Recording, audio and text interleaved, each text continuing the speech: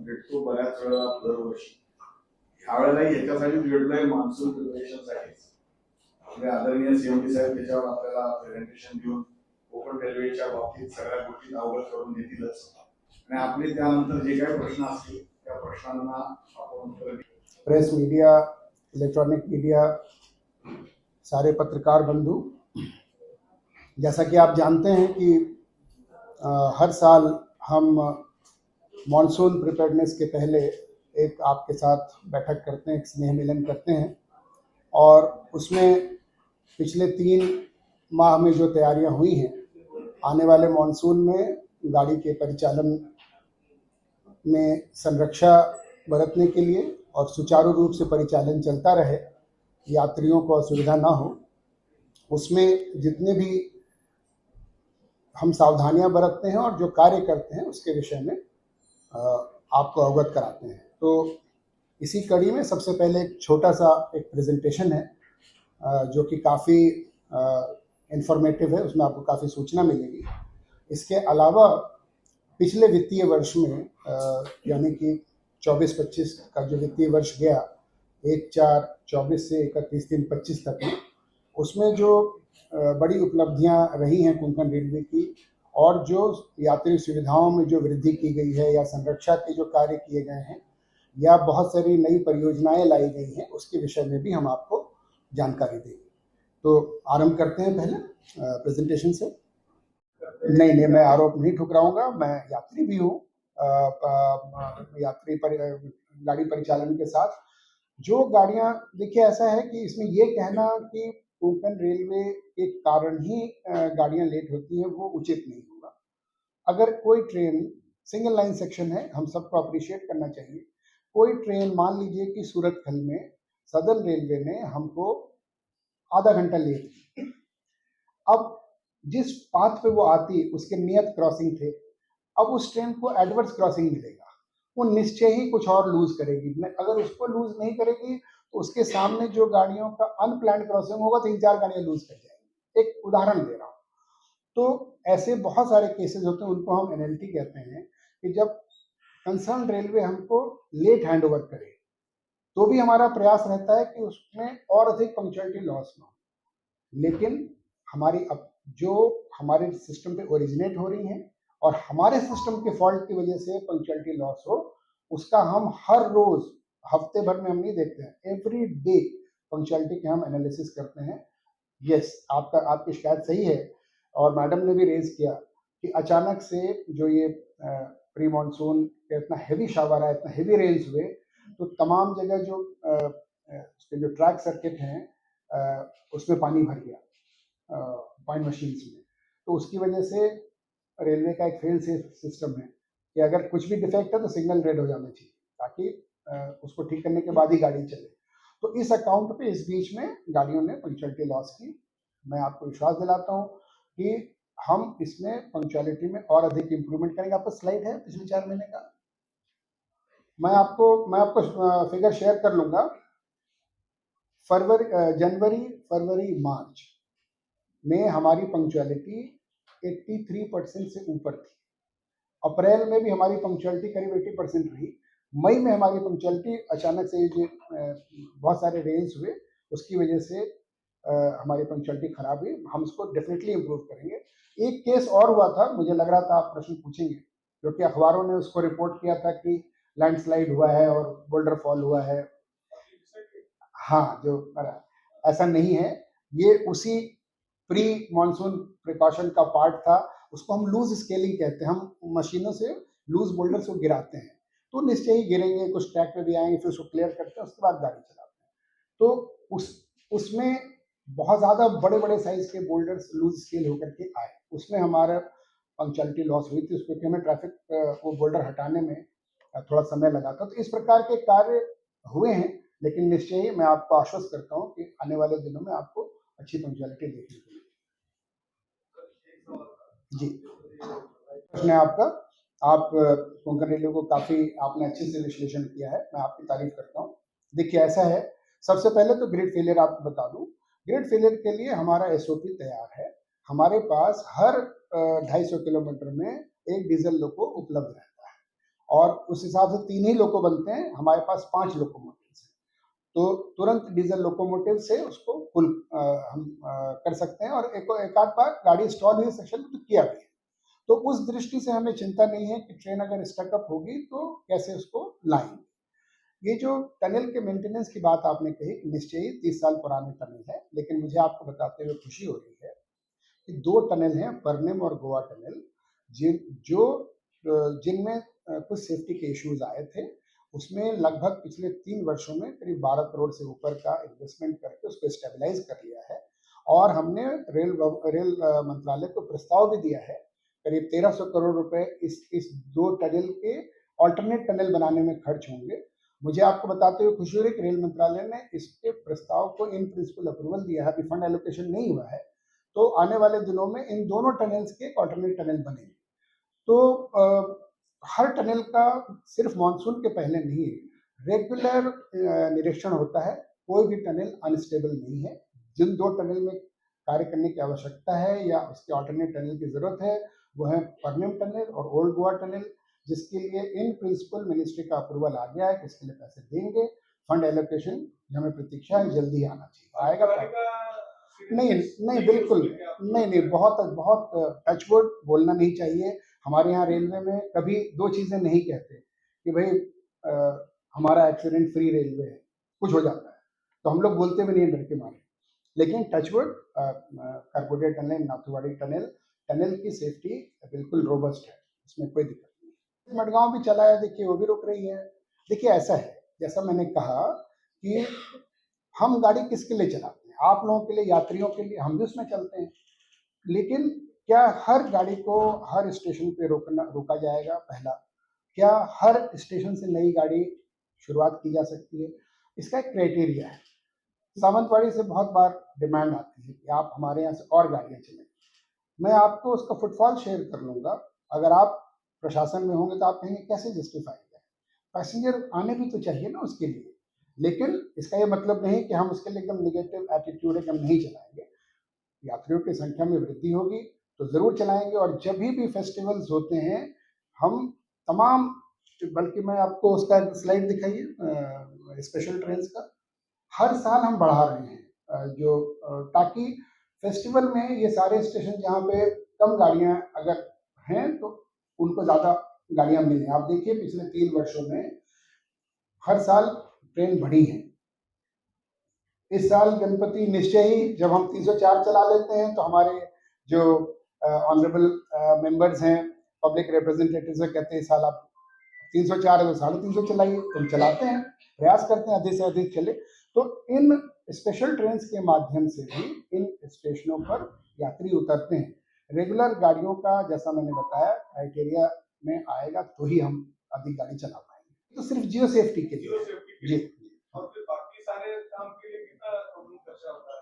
बाकी 4 महीने के हिसाब से अगर बोला मैं आपको पूरे साल का बता देता हूँ। हमारा जो औसत है, पिछले साल हमने 157 करोड़ रुपए बाकी कामों के लिए खर्च किए। इस साल भी लगभग 150 से 200 करोड़ के बीच में केपेक्स खर्चा ओवरऑल केपेक्स। को दिया जाता है या एरिया वाइज छोटे-छोटे? नहीं, हम नहीं, बिल्कुल इसमें सरकार के इंस्ट्रक्शन एकदम क्लियर हैं। हम ओपन टेंडर से ही करते हैं। IREPS के पोर्टल पे टेंडर्स होते हैं, और पूरे हिंदुस्तान में कोई भी व्यक्ति किसी भी कोने में बैठा हो उस टेंडर में भाग ले सकता है। मैं पिछले माह गया था और अभी आज फिर वहीं जा रहा हूँ। आज रात के मैं कल सवेरे वहीं रहूँगा। हमारे चेयरमैन पहुँच रहे हैं और परसों माननीय मंत्री जी पहुँच रहे हैं। 6 तारीख को कुछ शुरू होने वाली अखबारों से सुना है, अभी ऑफिशियल कंफर्मेशन नहीं आया, लेकिन मैं इसलिए तुरंत जा रहा हूँ। हो सकता है 6 तारीख को संभावना, लेकिन मैं श्योर नहीं हूँ, तो इसलिए आधिकारिक रूप से ये स्टेटमेंट देना कि उस दिन होगा कि नहीं, अभी मुझे ऑफिशियली कोई सूचना आई नहीं। लेकिन चूंकि कुछ मूवमेंट शुरू हुए हैं तो मैं भी जा रहा हूँ।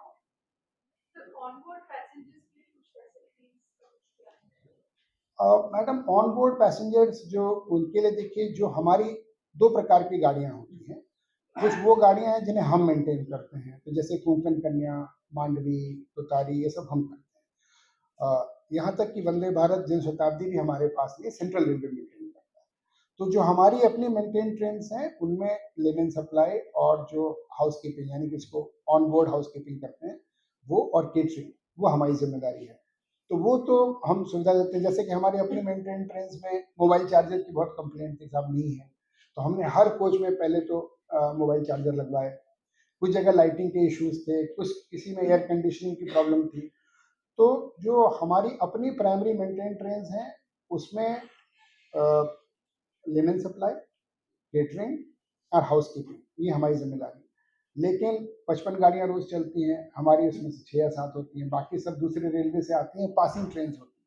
लेकिन उनमें भी अगर इस प्रकार की जब भी कोई ऑन बोर्ड कंप्लेंट होती है तो जो नियरेस्ट फर्स्ट हॉल्ट होता है वहां पे हम तुरंत अटेंड कराते हैं, चाहे वो ट्रेन क्लीनिंग हो। लिनन हम उनको नया नहीं दे पाते हैं, उसके लिए हम बोर्डिंग स्टेशन कहते हैं, लेकिन cleaning, garbage cleaning, medical attention, what food supply, इस तरीके की जो भी डिमांड आती है रेगुलर रोज बहुतायत। नहीं, मैं ये नहीं कह रहा कि बिल्कुल नहीं होता, कभी स्किप हो जाए तो हम तैयार हैं चिपलू में करने जी। हाँ, पनवेल में देखिए, पनवेल में तो आपको सेंट्रल रेलवे से कहना पड़ेगा क्योंकि वो हमारी हद में नहीं है।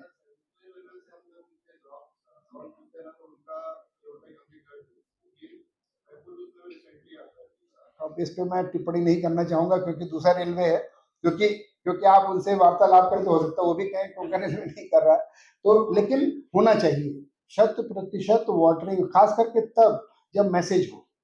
हमारे यहाँ जैसे कि गोवा साइड से गाड़ियां आती थी, मंगला एक्सप्रेस खास करके अर्ली मॉर्निंग की ट्रेन है, तो हमेशा कंप्लेंट रहती थी, तो हम उसको आउट ऑफ कोर्स शिपलू में रोक करके वाटरिंग कराते थे पहले भी, और अब तो खैर हमारा बहुत ही रोबस्ट सिस्टम हो गया है। तो मैं ये नहीं कह रहा हूँ कि सेंट्रल रेलवे की जिम्मेदारी इसलिए मैं नहीं करूंगा, और इसीलिए हमने चिपलून को ऑगमेंट कर दिया, अपग्रेड कर दिया कि अगर कोई गाड़ी वहाँ स्किप भी हो, अप या डाउन दोनों में, तो मैं चिपलून में उसकी वाटरिंग कर सकता हूँ। और 12 लोग हर शिफ्ट में सिर्फ वाटरिंग के लिए हैं चिपलून। पनवेल के लिए आपको मध्य रेल से बात करनी पड़ेगी, हाँ, उस पर मैं टिप्पणी नहीं कर पाऊंगा। हाँ, अब बहुत अच्छा प्रश्न है आपका। अमृत भारत स्टेशन स्कीम में रेल मंत्रालय ने कोंकण रेलवे के 2 स्टेशनों को उद्घोषित किया, एक है मडगांव यानी गोवा और दूसरा है उडुपी। लेकिन अभी दोनों ही स्टेशनों के लिए अभी हमें फंड एलोकेट नहीं हुए हैं।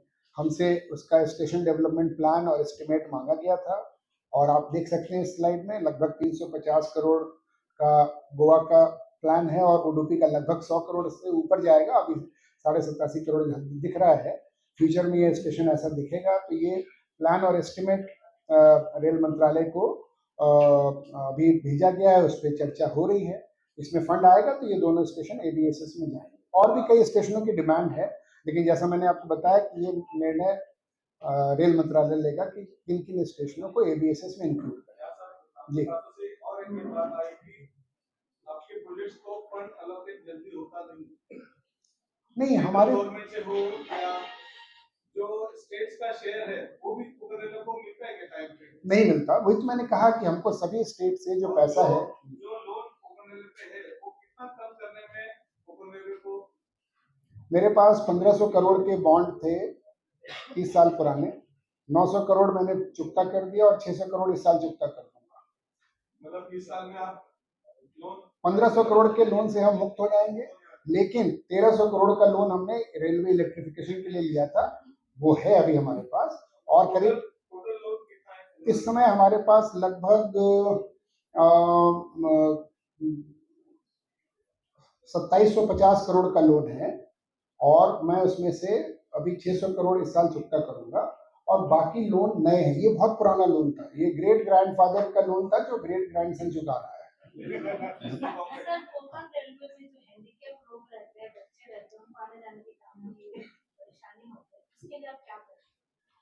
देखिए, कल ही संसदीय समिति आई थी जिन्होंने दिव्यांगजनों की सुविधा के लिए बैठक की थी। हमारे स्टेशनों पर मैं आपको अब कहेंगे तो मैं विस्तार में अलग से एक नोट भी दे दूंगा कि क्या क्या कर रहे हैं। लेकिन सबसे पहला है कि स्टेशनों पे रैंप, तो हमारे जो आउट ऑफ 69 फिगर्स तो मुझे याद नहीं, जरा स्लाइड मंगवा लीजिए, मैं डिटेल आपको एग्जैक्ट इन्फॉर्मेशन दे देता हूँ। हाँ, रैंप, लिफ्ट, एस्केलेटर और अगले 3 साल में क्या योजना है मैं आपको बता देता हूँ। आपने बहुत अच्छा प्रश्न पूछा है कि दिव्यांगजनों के लिए क्या करते हैं। जैसे कि डेडिकेटेड पार्किंग है उनके लिए, तो सभी जगह पार्किंग लॉट में हमने उनके लिए 2 व्हीकल के लिए डेडिकेट कर दिया है। लो हाइट टिकट विंडो है, उसमें कुछ स्टेशनों पे है, कुछ पे हम इस वर्ष के अंत तक काम खत्म कर देंगे। रैंप्स हैं और लिफ्ट्स हैं, उसकी आप सूचना मैं एग्जैक्ट आपको दे देता हूँ ताकि आप तक गलत सूचना ना पहुंचे। इसके अलावा अनाउंसमेंट्स हैं, रेगुलर अनाउंसमेंट उनके लिए हो रही है, ये आप देख लीजिए। देखिए, रैंप एट स्टेशन बिल्डिंग 69 स्टेशनों पे रैंप है और 3 हॉल्ट स्टेशन पे नहीं है, वो भी मैं मार्च तक इस साल बना दूंगा। पार्किंग 32 स्टेशनों पे रेलवे बोर्ड के क्राइटेरिया के हिसाब से होना चाहिए, 15 पर हैं और बाकी जो 17 हैं इस साल के अक्टूबर तक मैं पूरा कर दूंगा। और ये सब मैंने पार्लियामेंट्री कमेटी को एश्योरेंस दिया है, तो ये सब मेरे टारगेट डेट्स हैं। नेक्स्ट, लो हाई टिकट विंडो, ये एनएसजी 1 से 3 स्टेशन में सब जगह होना चाहिए, 8 स्टेशनों पर होना चाहिए, 4 पर है और बाकी 4 पे इस साल में पूरा कर दूंगा, चिपलून, कुडाल, थिवी, उडुपी में। दिव्यांगजन टॉयलेट सभी जगह पर है, बल्कि एक ज्यादा ही है। ड्रिंकिंग वाटर टैप सभी जगह पर है।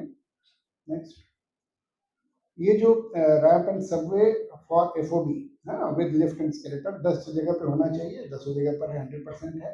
बाकी 17 जगह पर जो एनएसडी 5 और 6 छोटे स्टेशन हैं, उनमें 8 स्टेशन में इस साल कवर कर लेंगे और 7 स्टेशन अगले साल कर लेंगे और 2 स्टेशनों पे ऑलरेडी उपलब्ध है।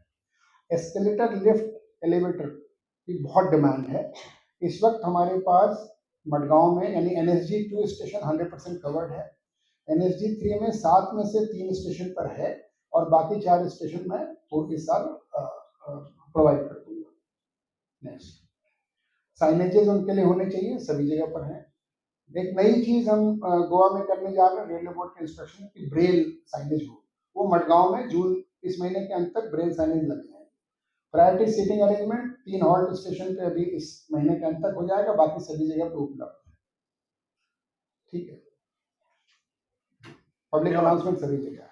बहुत धन्यवाद। मैं सबको धन्यवाद देना चाहूंगा आपकी तरफ से, कोकण रेलवे की तरफ से, कि आपने हमारा इनविटेशन स्वीकार करके आज यहाँ पे आप पधारे और आपके मिस्टर मनोज जालनावाला के क्वेश्चन से भी हमें बहुत अच्छी मदद मिली, क्योंकि इन्होंने सबको कॉन्ट्रैक्ट्स के बारे में आपको 72 में से 69 स्टेशन जो हैं वो सीसीटीवी से कवर्ड हैं और 3 हॉल्ट स्टेशन रह गए हैं, वो भी इस वर्ष के अंत तक हम लगा देंगे। तो 100% हर कोंकण रेलवे का हर स्टेशन सीसीटीवी से कवर्ड हो जाएगा। अभी 69 स्टेशन फुल्ली कवर्ड है। लेकिन आपके जो 4 शेयर होल्डर हैं, आपने अभी बताया कि वो इन्वेस्ट करने के लिए पीछे आ रहे हैं, लेकिन क्या है, आपने क्या बात आपकी क्या उनसे बात हो रही है? नहीं, मैंने ये नहीं कहा कि वो पीछे हट रहे हैं, मैंने कहा उसमें समय लगता है राज्य के कोष से धन आने में। पिछला जो थर्ड राइट्स इशू था वो सारा पैसा आ चुका है, 16 करोड़ 85 लाख रुपए बच गए थे गोवा से, वो भी आ गए। अब अगला जो राइट्स इशू है वो हम इस वर्ष के अंत तक फिर से सभी राज्यों से मांगेंगे, तो विलंब होता है, मना नहीं करते हैं। 16 जगह पे रिस्टोर किया गया है।